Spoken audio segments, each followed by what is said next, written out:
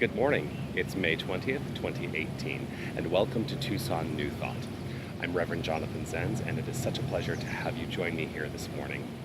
I've decided to come out to Fort Lowell Park here in Tucson, Arizona this morning to celebrate the day because this is a place that I used to come when I was a kid. And today is all about childlike wonder. So let's launch today with a throwback to Via Dia telling us how wonderful a world this really is. I see trees of green, red roses too. I see them bloom for me and you. And I think to myself, what a wonderful world. I see skies of blue and clouds of white. Sacred night, and I think to myself, what a wonderful world. The colors of the rainbow, so pretty in the sky, also on the faces of people going by. I see friends shaking hands, saying, how do you do? They're really saying, I love you. I hear babies crying, I watch them grow. They'll learn much more than I'll ever know. And I think to myself, what a wonderful world. Yes, I think to myself, what a wonderful world.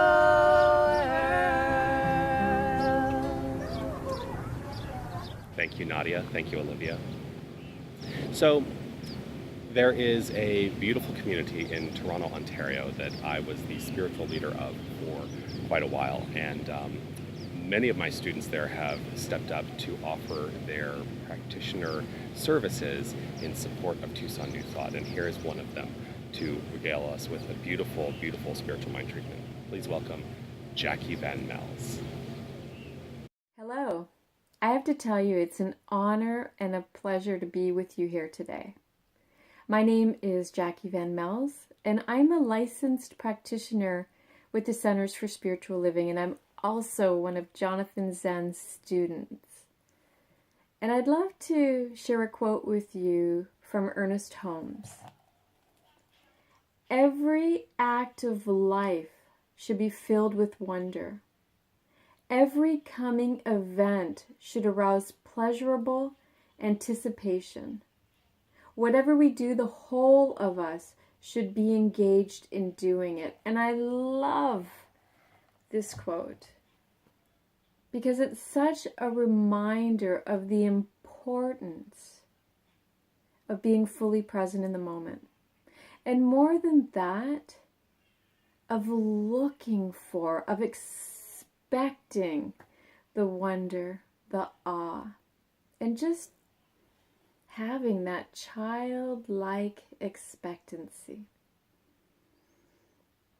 Life is meant to be fun. And so let's take a few minutes now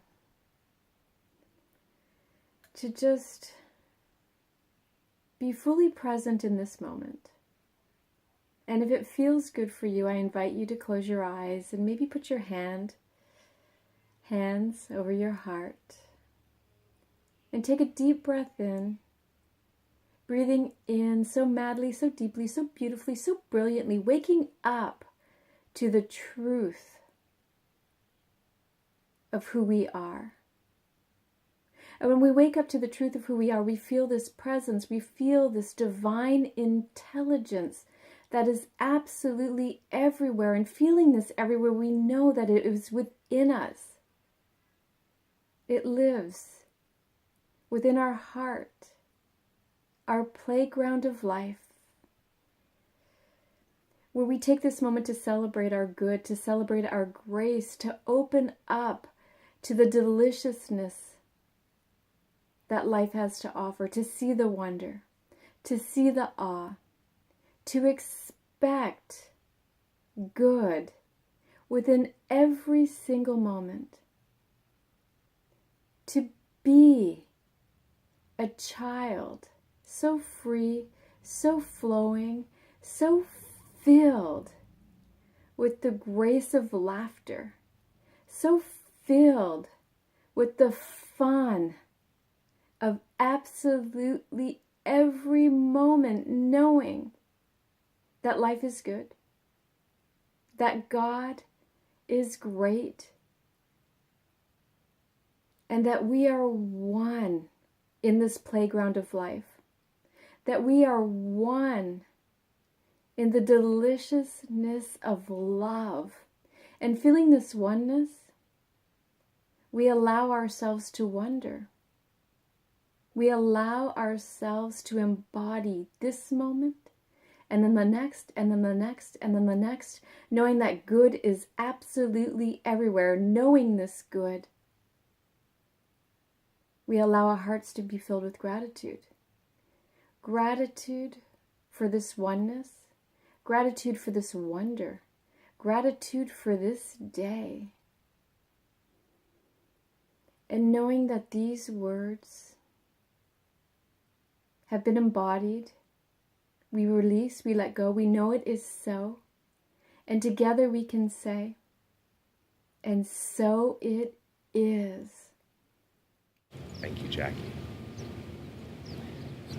And so for special music today, I'm going to throw it back to Via Dia. Have you ever seen the wonder in the glimmer of first sight? As the eyes begin to open and the blindness meets the light, if you have so say, I see the world in light. I see the world in wonder. I see the world in light. Bursting in living color. I see the world your way. And I'm walking in the light. have you ever seen the wonder in the air of second life? Have you come out of the waters with the old ones left behind? If you have so say, I see the world in light. I see the world in wonder. I see the world in light. Bursting in living color. I see the world your way. And I'm walking in the light.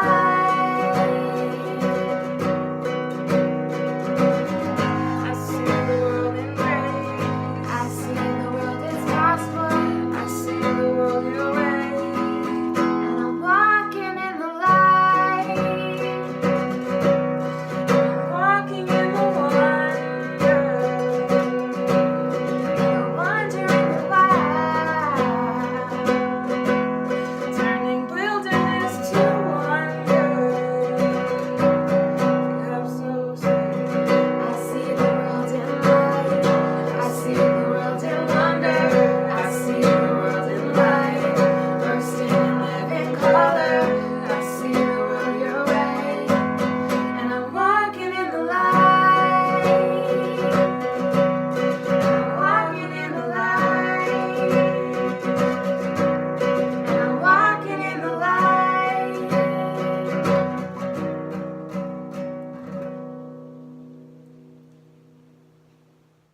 Thank you, Via Dia. So it is all about wonder, isn't it? Childlike wonder is an amazing thing.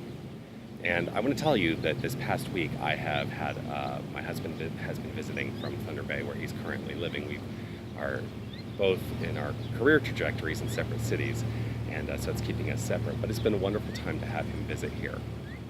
And while he's been here, we've been doing a lot of house things and and painting and doing all kinds of things that are very adult, right? And the other day, we were going out with some friends, and the big question is, well, what are we going to do? And I said, you know what? I want to go play mini golf. Mini golf. I haven't played mini golf in ages, and it just seemed like such a lovely thing to do. It was an opportunity for me in that moment and during that experience to give in to my inner child. And I don't think that I do that nearly enough. And the question today is, if we're going to live in any respect with childlike wonder in the world, are we ever able to truly give over to that inner child? Sometimes all we simply need to do is play. It's great. We have all the things that we need to do in the world, and they're very important. But sometimes we just need to get up, and we need to get out, and we need to play. So it made me think of all of the ways when we were out there playing mini golf, and we had a great time. It made me think of all the ways that our world is not invested in or interested in play. We listen to the news, and it's all, let's face it, it's all bad news, right? And sometimes I go on a news fast. In fact, I've been on a news fast a little bit in the past couple days with my husband here. We've been busy, and I'm not sitting there like wondering what's happening in the world. But I've been aware of some of the things that have been happening in the world. I'm aware of the volcano in Hawaii. I'm aware of what's happening in Washington. I'm aware of the school shooting in Texas. I'm aware of these things, but I don't let them override me. And that's part of the spiritual discipline that I keep talking about every single week. We have to be in a place of really starting to understand that we can't let those outside circumstances override the truth of who we are. And as we engage more in the truth of who we are, the less those outside circumstances will have effect, and they will dissipate in the world. I truly believe this. I truly, truly believe this. That this is what we are here to do. We are here to bring peace to the experience of the world, and peace is an inside job. So part of the way that we do that is to engage in the things in life that are fun, that are play. 4 years ago today, I was actually in Guatemala, and it was my first trip to Central America ever in my life. And it was a very interesting time for me, because as I left for that trip, I had found out about the passing of my mother, and so I dedicated that trip to her memory, because it was one of the things I know that she would have been very proud of me to do. But here's what I did in Guatemala. I went down there to volunteer at Casa Guatemala, which is a boarding school in the jungles of the Rio Dulce area, which is on the east coast, on the Caribbean coast of the country. And there are a couple of things that I did. Like the first day I got there, it was so hot and so sticky and humid, and we were out there planting pineapples. Literally the hottest day we were there, and we're out there like digging in the dirt in the blazing sunlight. We were also out there, and part of the day they had a jungle gym, and we were scraping like old paint off of this dilapidated jungle gym, and it was not lost on me the irony that we were scraping a jungle gym in the middle of the jungle. Most of the time, though, that I was there, and I was in Guatemala for a week, and 4 years ago today was basically the first or second day, full day that I was there. But most of the time that I was there, I spent with over 200 children. 200 children who are all living and going to school out in the jungle. Now these kids are out there, and a lot of them are from families that have nothing, and this is an opportunity for them to receive an education, which is very rare in Guatemala. Most of the kids in Guatemala go to school 1 day a week, and this is an opportunity for them to go to school 5 days a week and be cared for and fed and housed. And what we were doing is working with the kids, cycling through English classes, teaching them music, which is something that I love to do, teaching them music, right? Now, the thing is, we probably ended up having to learn more Spanish than they learned music, because my Spanish has never been, my Spanish is not good. And so, there was a funny thing that would happen is I was there with Reverend Dr. James Mellon, and he was basically leading the music classes, and he would keep saying to the kids, he would wiggle his ear to say listen, but he would be saying escuela, escuela, which, if you know Spanish, means school, as opposed to escuche, escuche. So the other thing that would happen, and I loved this, is because I was the one who had to, be the person who would teach the initial part of the song, a lot of the songs were started with me singing. So as I would walk down the pathways at Casa Guatemala, a lot of the kids would yell out, "Jonathan, Jonathan, cantar, cantar," which means sing. The reason I'm telling you all of this is because what I experienced there is that these children in Guatemala live with childlike wonder in a magnificent way that is not tied to the circumstances of the world. It is not tied to any kind of video game or anything like that. They're just living, and they're living in great joy in a very impoverished and very they're living in abundance. Here's the deal: they are living in abundance in a greater way than we are when we have oodles more financial abundance than any of them. The poorest people in this country have more than those children have there. They live with childlike wonder, and we can learn a lot from them in terms of how to live with childlike wonder. None of us need as much as we think we need. That's the truth. Not a single one of us needs as much as we think we need, because all we need, we have within ourselves. Our minds, our hearts, it's all ours for the expressing. I watched these 200 youth. I worked with these over 200 kids in this community. They get along, they share, they laugh, they play, they live life to the fullest. They have almost no material possessions, and they are happier than most children I know who live here in this country. They live in this abundant flow because they just express freely. That's what abundance really is all about. The capacity and ability to express freely. To think otherwise would be a disservice to them in consciousness. And so we should learn from them to begin to really express freely, to live in that infinite abundant flow. Now, we live in a different expression of abundant flow, and that's okay. I don't want to knock the different expression that we have. We don't have to give anything up to share in the abundance. What I'm looking at is saying we need to rethink our priorities in terms of how abundant flow shows up. Deepak Chopra wrote this: if through the act of giving you feel you have lost something, then the gift is not truly given and will not cause increase. To live in abundant flow is to learn how to give and to openly receive. That's what I'm talking about. To give of ourselves. And when we live in childlike wonder, we cannot help but give of ourselves.